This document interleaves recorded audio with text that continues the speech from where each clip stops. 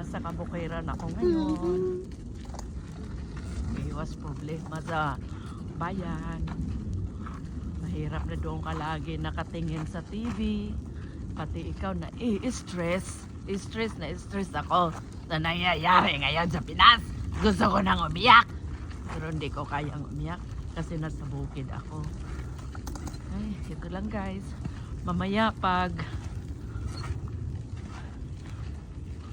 stress na talaga ako, aakyat ako nito malaking puno.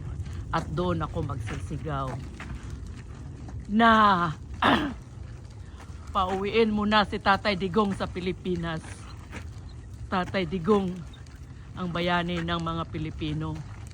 Dahil sa panahon niya, alam nyo guys, hindi man perpekto ang kanyang pamamalakad, pero sa kalsada guys, naiwasan ang mga kriminal, naiwasan ang mga droga, basta nabawasan ang ano sa Pilipinas ng si Rodrigo Duterte pa.